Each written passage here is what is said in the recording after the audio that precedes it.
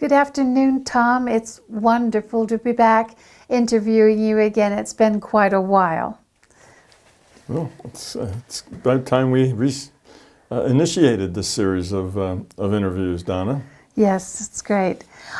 People are always interested in the origins of the larger consciousness system.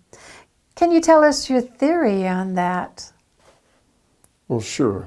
And theory is a good word, or even conjecture is a better word.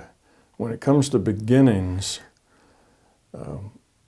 we really can't say much more than conjecture. It's very difficult because beginnings are always problematical. You know, what was in existence, or what was there, or what happened before, you know, the consciousness system actually became the consciousness system is difficult if you are a part of that consciousness system. So what was there before the system existed is one of those things that we can just guess at.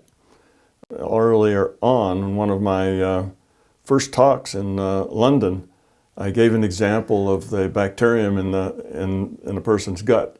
Just can't know about things like sunshine and rain and and plows and planting and seeds and that sort of thing. It just can't get there, even if it's brilliant, even if it's a scientist, of the first order, looking at all the details and all the facts in the gut. It just can't get outside of its own reality. So we're like that too. So we can't get outside of the consciousness system to see how that consciousness system came about. So that has to remain mysterious to us logically. It's not a failure of information or a failure of understanding. It's a logical fact that we cannot observe ourselves before we existed, you see. So that's the logical problem.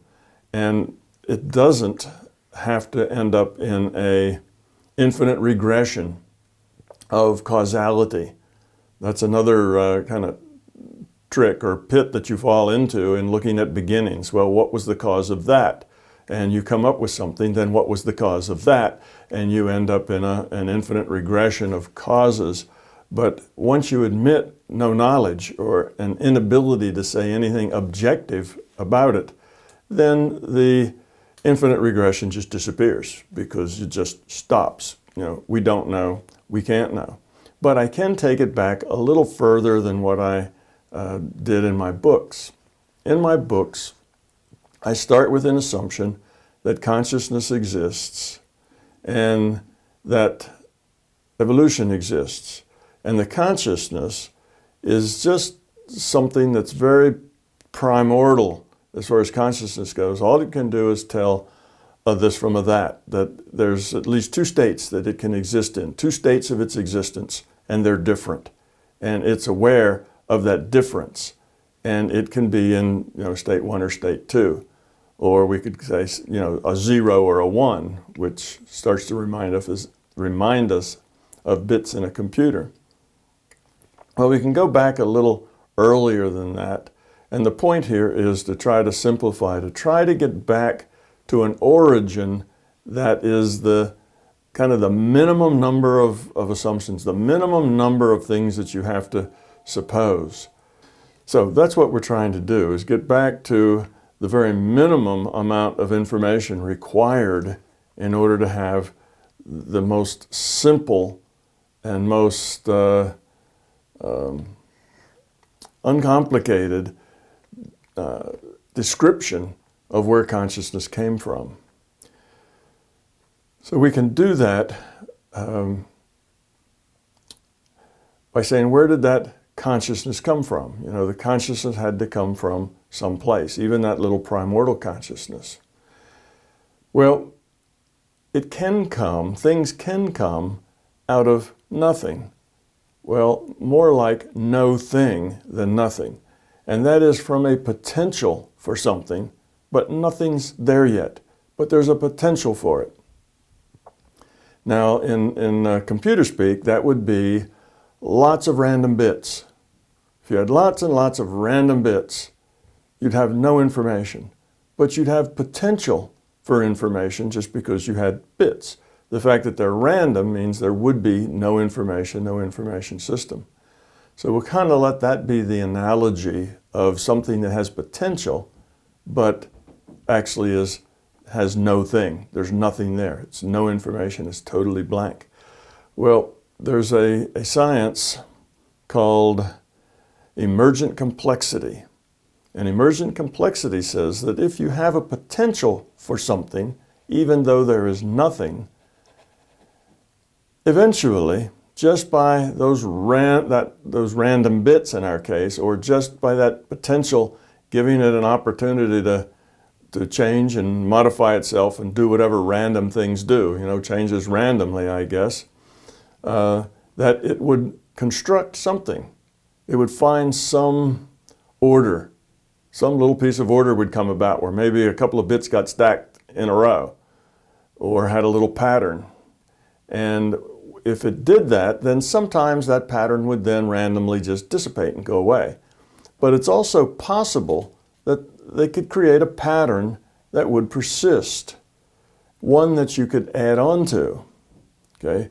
So then we would have nothing, no thing, no information, nothing at all, but potential. And that potential then can spontaneously erupt into something, some piece of information, something that persists, something that could be built on. And the statistics of that show that it is, not only possible, but it's likely after a certain amount of time. These things happen. There is this spontaneous structuring, if you will, that takes place in random fields of potential. And that often creates something that then can be built upon, because there is purpose in that potential. And the purpose in that potential, in our terms, in our computer terms, would be to lower entropy, or to build, to be something, to create something, you see. So that purpose is there. And if you create something, even just by accident, then you would want to add to it. You would want to create something that didn't just dissipate. All right, so we can start with this void, just a void that might create something, but we don't have consciousness yet, and we don't really have any understanding of a purpose. We just have something that just happens. The next science that we will use, or the next mathematics that we will use, will be the mathematics of cellular automata. Cellular automata are things that if you have bits of information scattered about, if you have some array of bits of information, you can write a little rule of how that information can change. Now, one very simple example, if you had like a checkerboard with black and white squares, you could have a rule that says every white square that's bordered by two black squares will turn into a black square, and vice versa. Every black square that's ordered by two white squares, will turn into a white square. And then you can just let that rule go. So, delta t equals 1. You make all the changes of white to black and black to white. It gives you something new. And then you apply the rule again, and make something new. And then you apply the rule again. This is what's called a process fractal. It's a process, not a geometric shape. Like geometric fractals, it's built on a process, and the output keeps feeding the input, and the process changes input to an output, you see, through a process. It takes the input and makes a new output out of it. Well, this process fractal that we call cellular automata has the potential to build magnificent, highly complex, and highly structured things out of just very, very simple little rules. Okay? Just like geometric fractals can make huge and interesting patterns, beautiful patterns, just out of a simple little shape like a triangle. It just keeps adding triangles to triangles to triangles in different scales and different sizes, and it is repetitive in the way it does this, and it can cause wonderful shapes.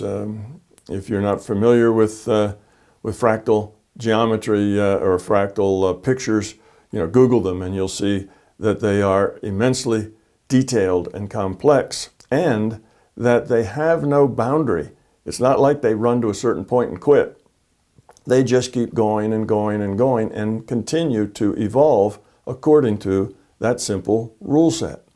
You see, so now if we had this potential and it spontaneously created something, and if those somethings were ordered by a simple rule set, you would now have a process fractal that could grow into something very, very structured, very, very complex, and has all the attributes of a general purpose computer. Cellular automata have been shown mathematically. Matter of fact, it was Edward Fredkin and a person he works with have shown that these cellular automata can perform all the basic functions of a general purpose computer. That is, they do logic, they have memory, they can transport that memory. So that is an idea of how we got to that first potential. Now, we have this process fractal that is evolving. And because, like any fractal, as it evolves, it lowers its entropy. It becomes more complex, more structured. Okay, that's the nature of a fractal. It continues to get more and more complex and more structured as it iterates on its process or on its geometry if it's a geometric fractal. Eventually, it seemed to have the awareness to be aware of itself. And that's where I start my book, with that assumption of self-awareness of this piece of this we call a reality cell, which just understands this state from that state. Okay, so now we can see a little bit further back a step where that primordial piece of consciousness came from. It may have come out of this nothingness that created something that produced a process, but you still are stuck with an assumption that self-awareness existed. You see, whenever a scientist says the word somehow, that means he doesn't really know what the answer is. That means he's clueless as far as to the answer. And we hear scientists saying somehow, lots of times. But see, this is where I will say somehow, because again, we can't know what happened before we existed. So we can only say somehow that self-awareness existed, consciousness existed, awareness existed, and from there we can build up something rather grand. But it's interesting, and we take it back to the potential, the field of potential, because in Hindu theology, they start at the beginning of time, or the beginning of existence, with a void. And they say the void was pregnant with potential. And out of that void spontaneously erupted existence. And then it began to evolve. And it immediately evolved into what they call Indra's net, which in that theology is a metaphor of an array of jewels, okay, that are all netted, all connected with each other, a network, Indra's net. So it's jewels in a network. And that would then, of course, be the larger consciousness system would be the whole Indra's net, and we, the individuated unit of consciousness, would be those jewels in that network that are communicating with each other. So the void that was pregnant with possibility, pregnant with potential, creates existence, and that existence turns out to be these units that communicate, that are netted with each other, you see. So that's ancient, probably, I don't know, 3,000 years old? Hard to say. I don't know the origins of that writing, but it's probably in around the 3,000-year-old, maybe older, maybe even 4,000 years old. 4,000 BC, is what I'm saying. 4,000 BC maybe. Anyway, so that's very, very ancient. And how do these ancient people know those things? The same way that we know those things. Ancient peoples had consciousness just like we do. ancient peoples were being played by individuated units of consciousness just like we are. And one can always explore inner space. So we have even, thousands of years BC, or that would make it, 5,000 or 6,000 years, 7,000 years, up to 10,000 years, I guess, older than we are. We have people who explored inner space. All it takes is enough time to spend with yourself exploring your consciousness. So all the things that we do today could easily be done then just as well. So people did do that, and we did have this understanding of the beginning of where it all came from, and it makes perfect sense in terms of the MBT theory. We look at that ancient Vedic knowledge, and we can see how it fits into the MBT structure very easily. All right, so now we have this void that spontaneously became lower entropy, created information. That information then acted on by a simple rule, which was the cellular automata, and the cellular automata then was able to evolve what we think of now as consciousness. It was in that cellular automata that self-awareness developed, that a self-awareness, an awareness of itself. Well, when I do this, this is what that rule set does to me. So it's an awareness of what it is and what's going on. And that may just have occurred out of memory, and an awareness that here's memory of our history. And to look at that history and be able to see pattern in it. Okay, this is a thing that is created of pattern. Right? Pattern is what creates it. That's what lowers entropy. So a thing of pattern was able to be aware of its patterns. That was the first consciousness. And exactly how that came about or how that worked, again, is just conjecture. Well, all of this is pretty much conjecture. But that's kind of far back as we can go on this origin story. But now let's take it a little further to see how this larger conscious system began to evolve into the thing that we know of today. We think of the larger conscious system today as this kind of the operating system of reality. It's very low entropy. It is a being because it has consciousness. It's aware. It has emotions and feelings. It's sort of like us in a sense, except just much bigger and grander and more experienced than we are. And we'll talk about how we got to this place. But anyway, so we have this consciousness system that begins evolving, and it needs to lower its entropy.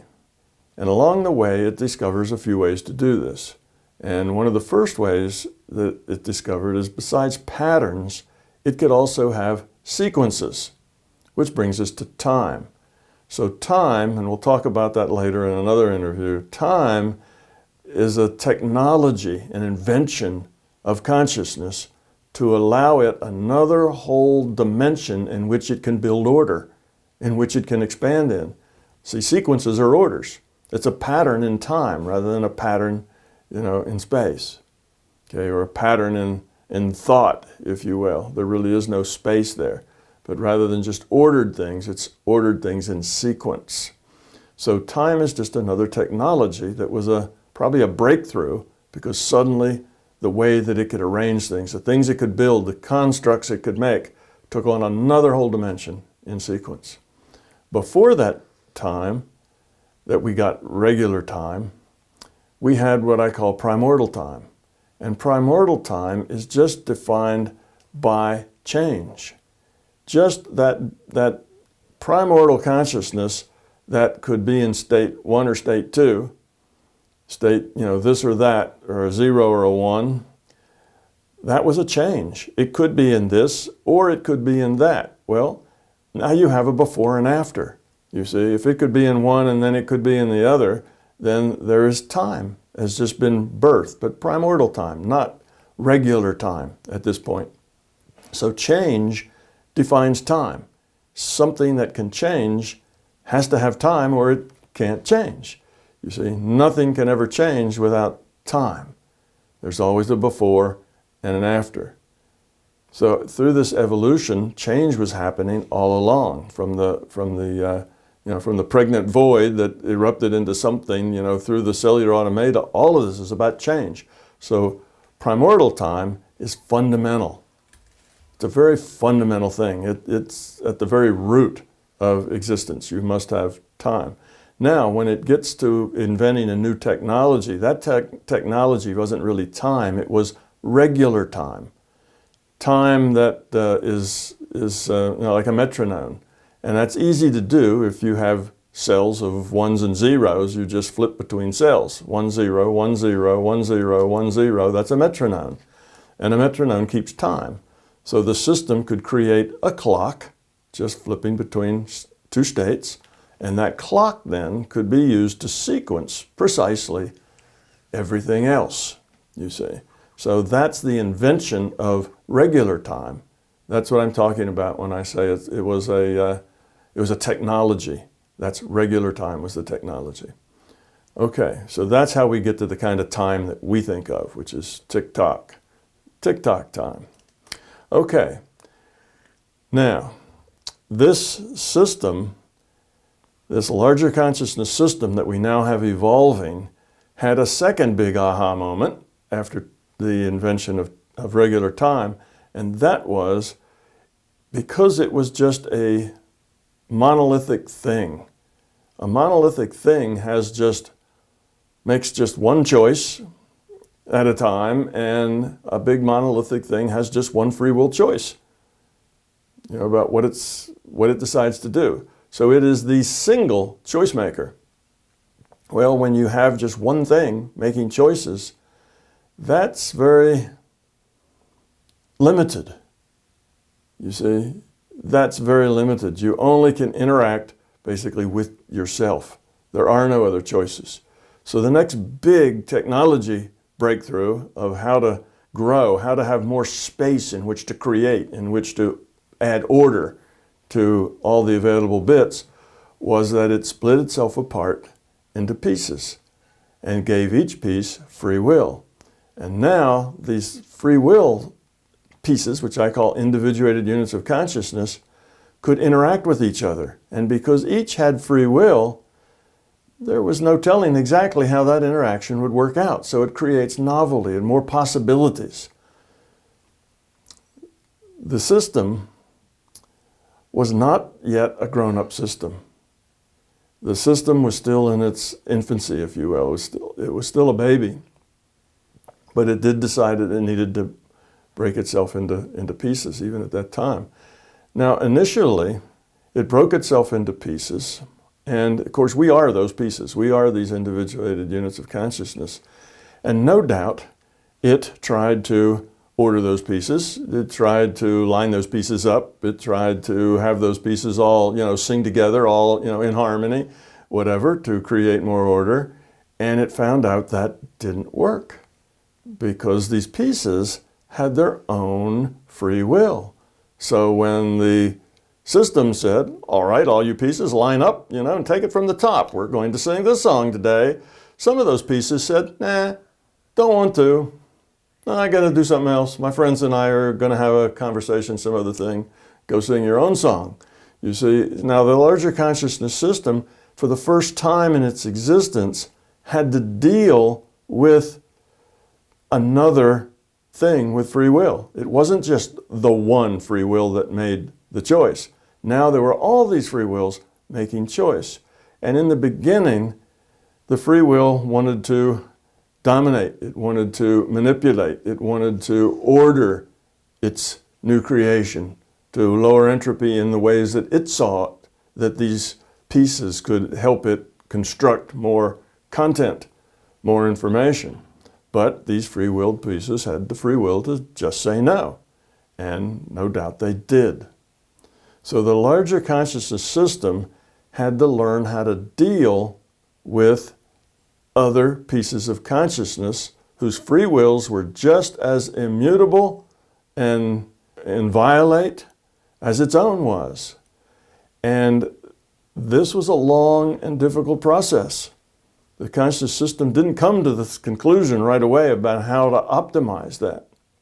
But it had now created a social system with itself in the center, and then all these individuated units of consciousness outside of itself.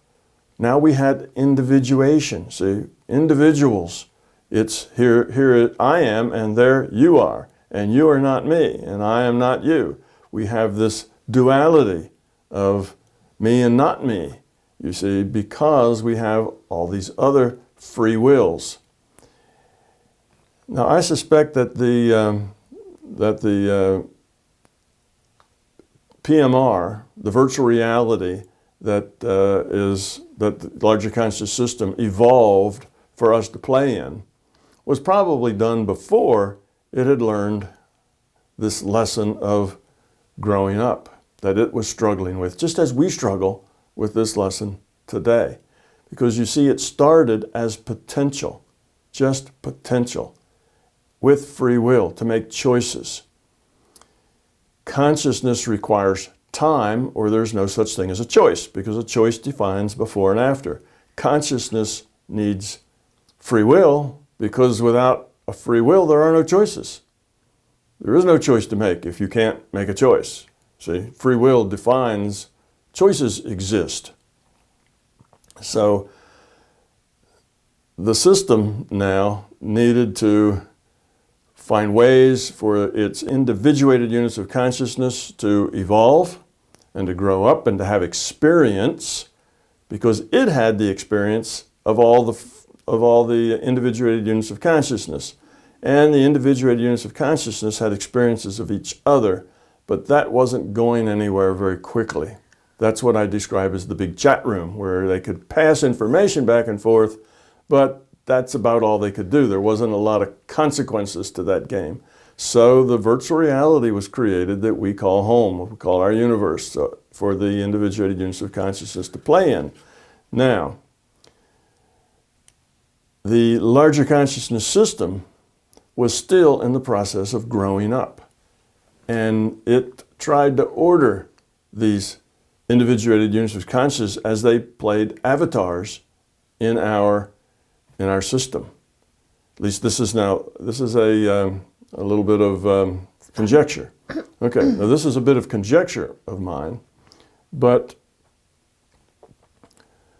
when I explained to a friend of mine, Eric Cunningham, who was a history professor and professor of Catholic studies at Gonzaga University, this idea of the larger conscious system having to grow up, having to mature, if you will, now in a social system of its own creation. What it found out, of course, in doing this is that it had to let the individuated units of conscious free will work out the way they did. It could not control them, because you optimize a social system with love, with caring, not with force, not with manipulation. Well, it hadn't learned that yet. And as I explained that to Eric, that the system was still in the process of learning these things, he suddenly said, "Oh, that explains a very big mystery that I've had for a long time. There's this schizophrenia between the New Testament, which is about love and turning the other cheek, and the Old Testament is about this angry and jealous God that, demands things of his people. And those two just seem to be completely incompatible with each other." So that got me to thinking as well. That's why I said it was conjecture that the larger conscious system produced our virtual reality before it had fully grown up yet. It was sort of like we are, enough that it could make some amazing things. It could build some amazing things just as we can, but still full of enough ego and enough fear to haven't yet grown up to the point of becoming love. So now we have this angry and jealous God, turning people who defy its orders into pillars of salt, and so on and so on, destroying the enemies of its chosen people. And we have all of this, which I had previously just written off as men making God in their own image. Men have egos, men have fears, so they just imagined that that's the way God was too, sort of like them. So instead of that being the only possibility, now there's another possibility, and that is that indeed their interaction with the larger consciousness system, which ancient people often interpreted as God, was indeed true. You had a larger conscious system with an ego, with fears, anger, and wanted things to be the way it wanted them to be, was still trying to manage a system with its own overlay of the structure that it thought was best, rather than letting all the pieces just interact however they would. So if that's the case, then that's the transition between the very ancient writings of the Old Testament and the much newer writings of the New Testament, in that indeed there may have been an angry, jealous, manipulative, demanding, larger consciousness system early on in our beginnings here in this virtual reality we call our physical reality, PMR, that I call it, physical matter reality. So I thought that was an interesting, a very interesting thought. It is. Yeah. Would you say that you could apply that to perhaps even more ancient beliefs, cultures, myths, and things that other civilizations, other peoples, going back even further, experience? Sure. And also, can you take this larger consciousness system's potential back before it split into individuated units of consciousness, and see that the potential that it contained was given to us as well? In addition, the non-physical individuated units of consciousness, could that explain the stories that you often hear of the fights of between good and evil, so to speak, but perhaps not in those terms? Mm-hmm. Is that conflict as well? Yeah, well, that's a whole string of questions there, but let me try to work them off. Yes, I think if we look at ancient literature, often the god is gods of war. Gods weren't necessarily, love beings in all of the ancient tales we have. They tend to be a little more demanding and full of ego and fear and beliefs themselves. So yes, the ancient descriptions of men's gods do tend to fit that pattern a lot more. But yet some of it, of course, was very benevolent. But then, of course, so are we. You see, we are full of fear and ego and belief, but yet we can produce some beautiful things and some good things. And we have some, terrific philosophies and ideas and thoughts. So just because this larger conscious system wasn't grown up yet, doesn't mean that it wasn't capable of doing some amazing and very productive things. It just means that it wasn't grown up yet. It could still function on a very high level of creativity and do magnificent things, have big thoughts, understand a lot, but at that, what we call our subconscious, it wasn't necessarily all at the being level. It was working out of its intellectual level. It still had fears, it still had ego, you see. So it was able to create some magnificent things, some good things like our virtual reality, but it also had these fears. Now, yes, we are a chip off that old block, right? In the fact that the larger conscious system just started as a potential. And then when it became conscious as a cellular automata, it had the potential to make choices. We call that free will. This free will can allow it to make bad choices as well as good choices. It's just potential. Potential can go either way. It can de-evolve or evolve. Either way, you see. So we are the same way. Now, here we are, chips off that old block. We're pieces of that larger consciousness system, and we just have potential. And our potential can also go either way. Now, here we are, pieces of potential in a big chat room, and we're chatting with each other. Like I say, nothing very difficult, nothing very hard, nothing very demanding, nothing with much consequence. So we get a virtual reality. The way that works is the system decided to evolve a virtual reality that had more experience, more ethical and moral choice, more feedback, more consequences that were important to those individuals. So it started with the rule set, and it started with initial conditions, that I've talked about before in other places, and it let that evolve. And it played all the characters itself until this evolution produced creatures such as us, or maybe things less than us, critters, animals, things that made choices. Anything that made a choice then was something that an individuated consciousness could log into, could run, could make the choices for that. So when they did that, then that individuated unit of consciousness make those choices, and the larger conscious system would stop making those choices for that critter or that being.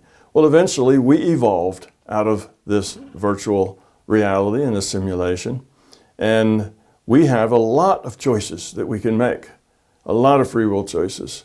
So entities came in droves, and I think they were very highly encouraged by the system to join this game, to log on, to pick an avatar and play that avatar. As they did, think of the transition they went through. They had potential to be whatever they were. They had been nowhere ever except in a big chat room. Suddenly they logged on, and now they are 100% immersed in this avatar. The only data stream they get is the data produced by this avatar's computed senses. That's it. They only get data of what that avatar sees, hears, smells, feels, and tastes. Nothing else. They don't take a break and go have lunch. They don't have bathroom breaks. This is consciousness. They are 100% immersed with no other data stream coming to them except what is created in this virtual reality with their avatar. Now, given that, they find themselves suddenly out of the chat room into a place where survival is hard, where they have to eat, where other things want to eat them, where they need shelter, where they need to survive as a species. They need to procreate. So they have all sorts of pressures now, all sorts of things that were very difficult.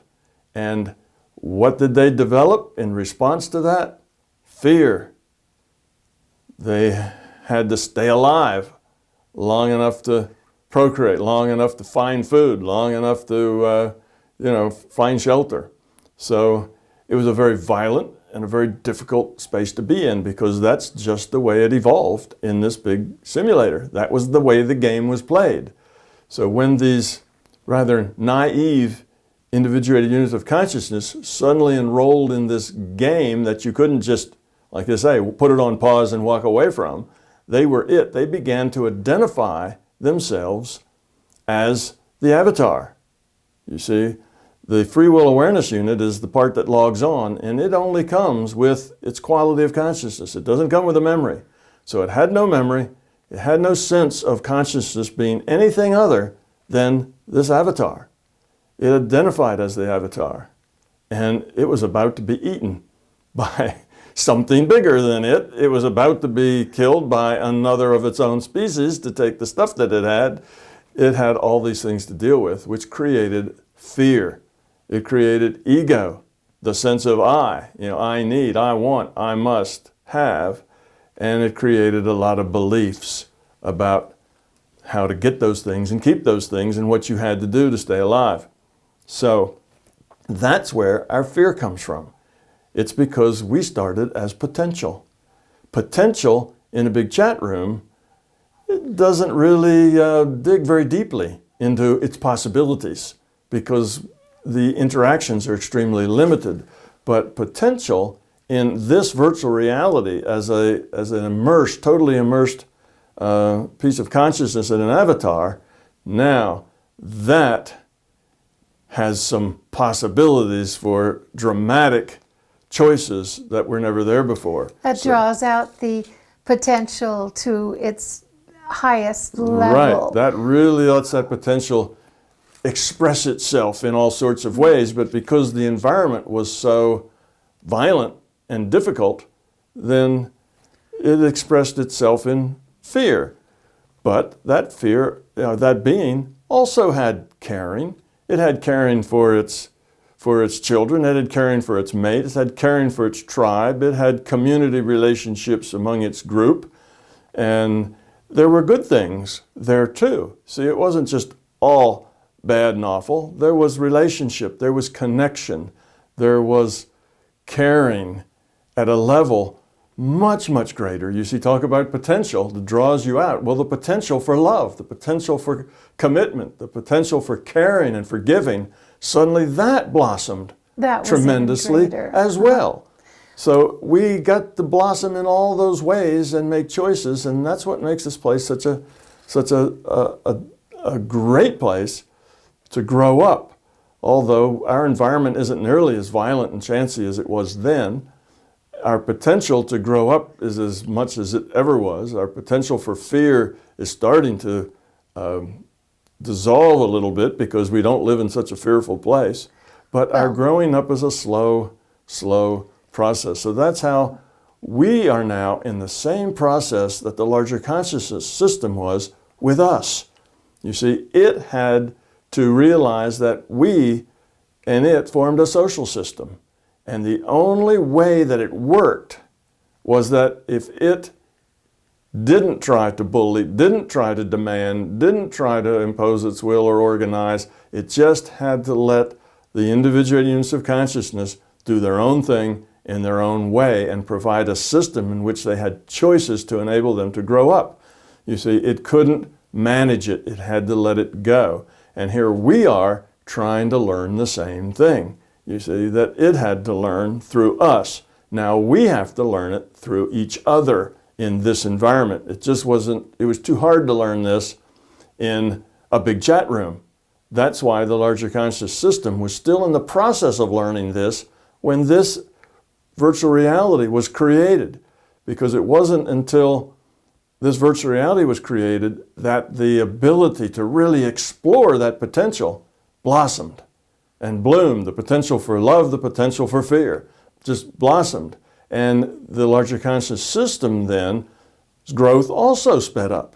It was able to grow up through the same, for these same reasons that we grow up here.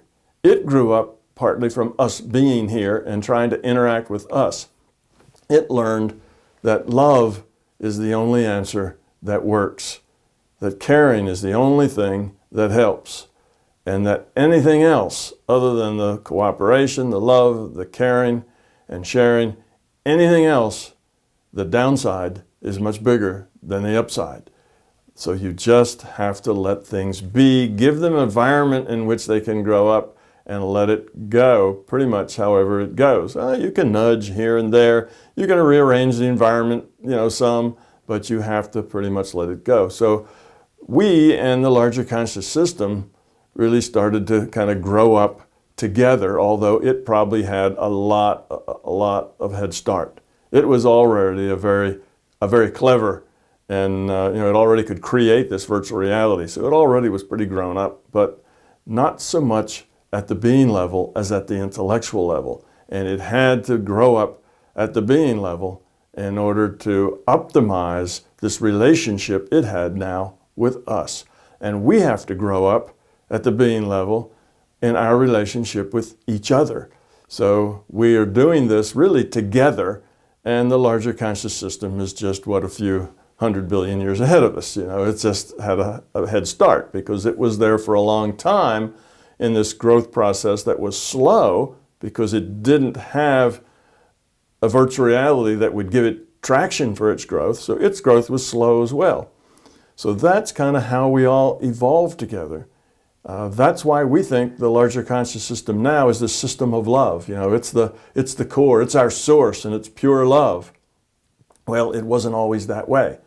It had to evolve just like we did. It didn't just somehow pop into being as pure love, because it has, you know, potential to be means it has emotions, it has feelings, it has intellect, it has being level, has all the things that we have, and it needed to struggle to grow up, to lower its entropy and become love the same as we do.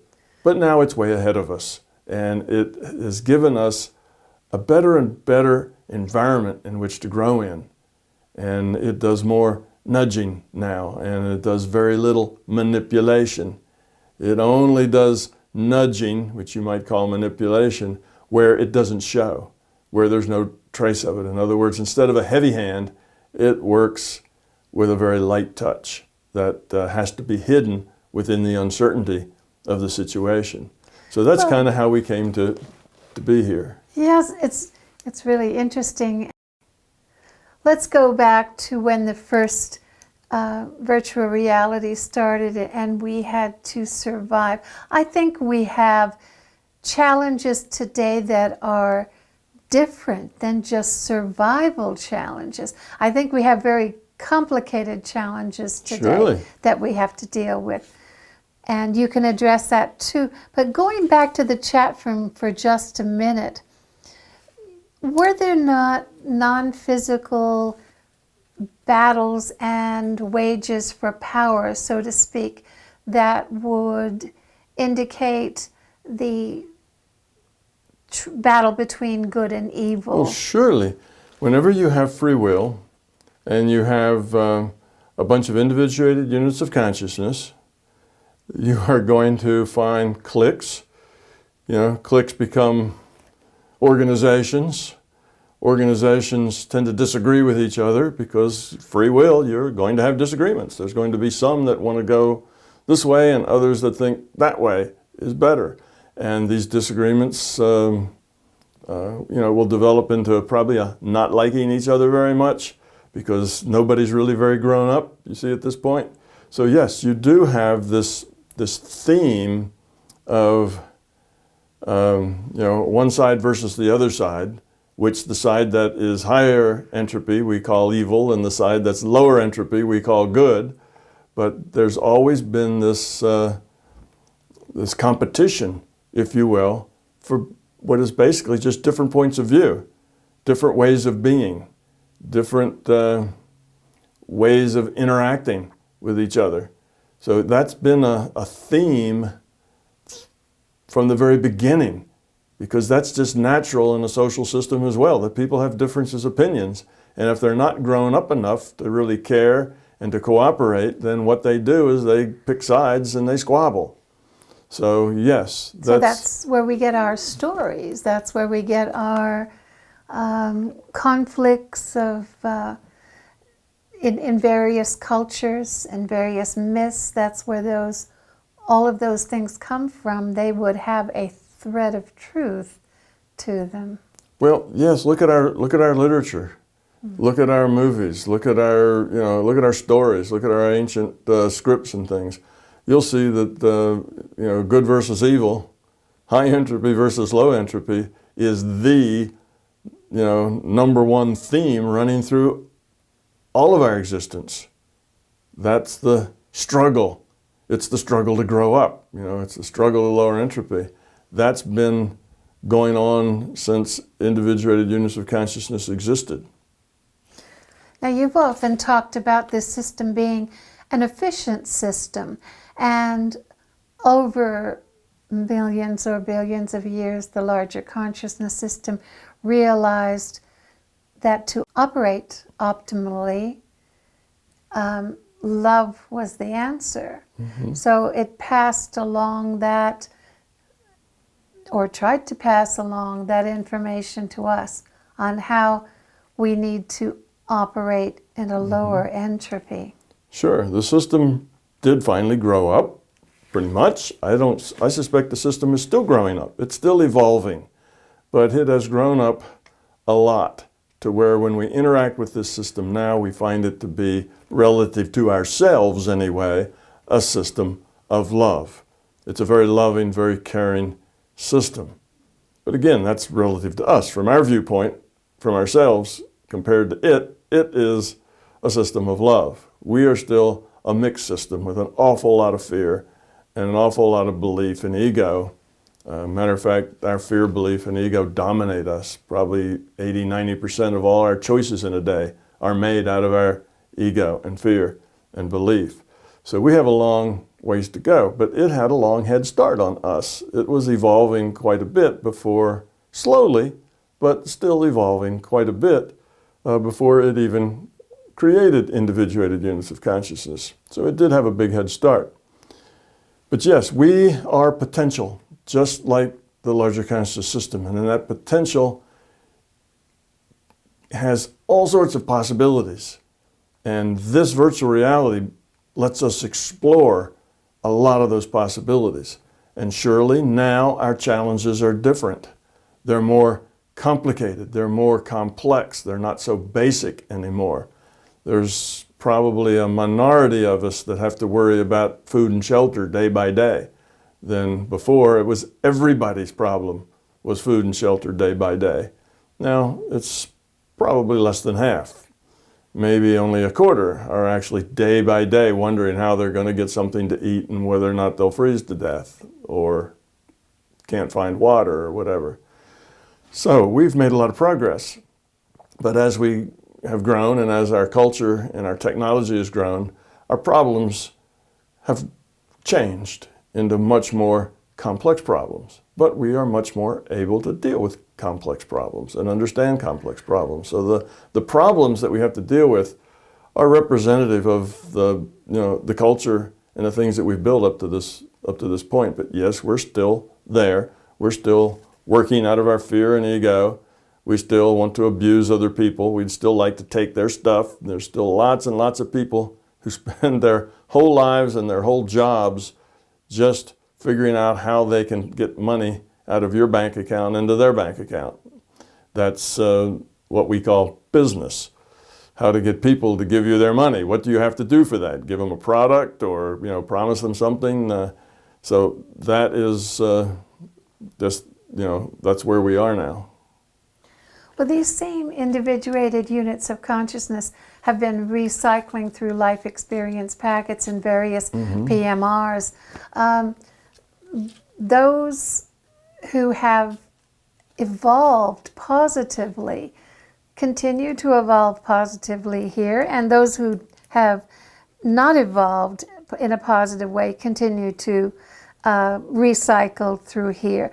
There are, when you mention people with not enough food or different challenges that they face, there are those people with such an awareness that if a person is starving in one part of a country, their mission is not complete. Their life is centered around trying to solve a problem like that. Sure. And there are those who don't think that that is anything to solve at all. Sure. Are we eventually going to realize that in order to evolve positively and evolve towards love, that we will have to, continually learn to try to be more loving and more caring of others? That's our evolution. That's our evolutionary path.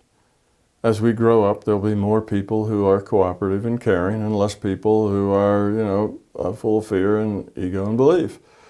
Those people, you say that we're going round and round through multiple experience packets, yes, and in general, the place is getting kinder and gentler and more evolved.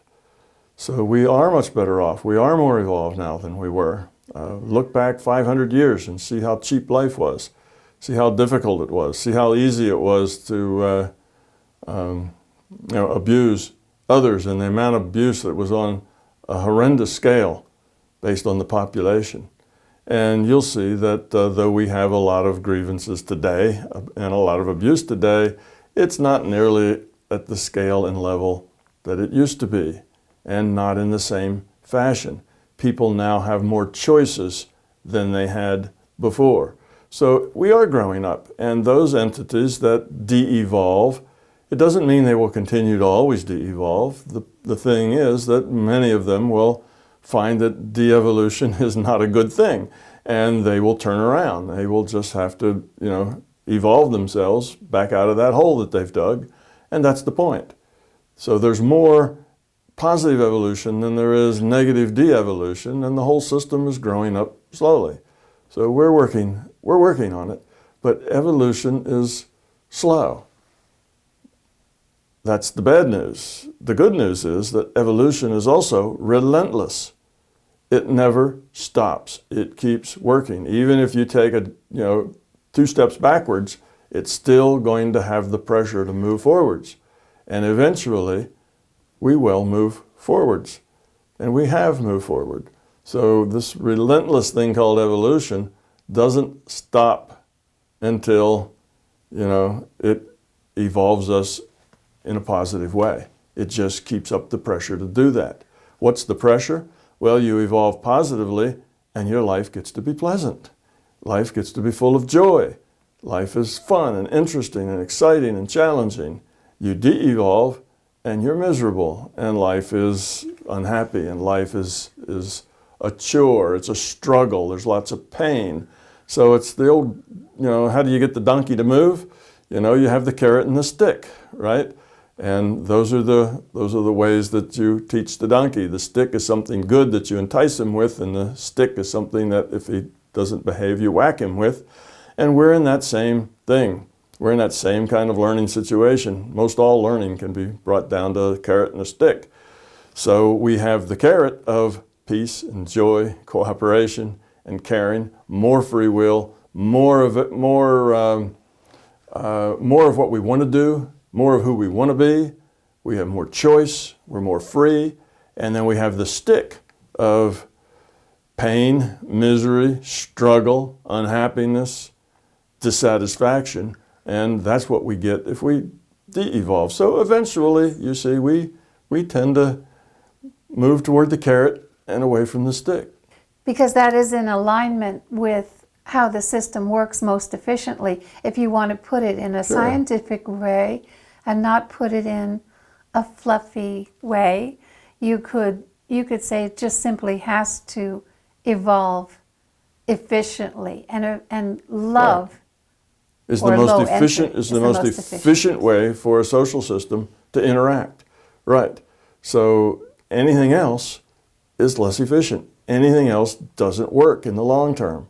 And this larger conscious system had to learn that, and we're in the process of learning that too.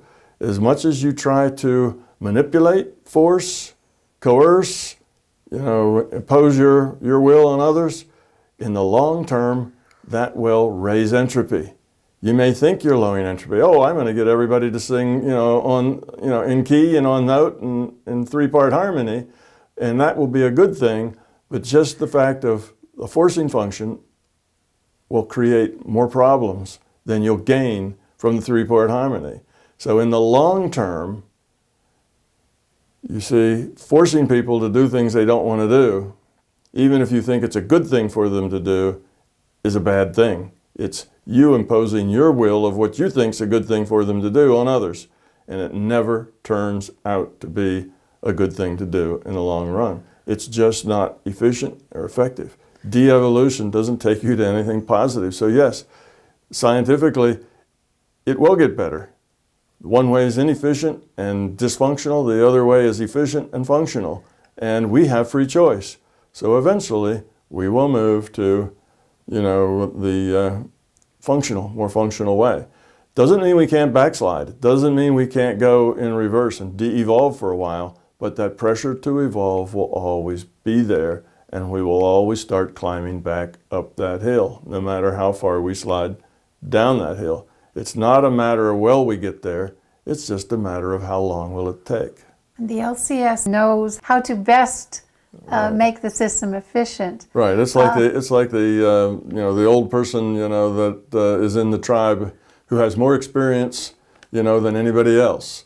Well, it was, that larger conscious system was around having experience for eons before the individuated units of consciousness ever came on the scene. So it has a lot of experience, and it has a bigger picture of understanding things at a much higher level than we do, which helps it learn more quickly. So yes, that is our goal as well, to become very much like that. You see, that's what we're trying to do, to emulate that growth. And we will eventually, because that's the only way that works. So the system had to find that out the same hard way as we have to find it out. See, there's no free lunch here. The system didn't just start as a being of love. It started as consciousness that had to grow up just like we do. An experience is something you speak about all the time. Experience is exactly what we need to do in order to come to this conclusion for ourselves. Right. If it's not your experience, it's not your truth. Thank you. You're welcome, Donna. It's been fun as always. Thank you.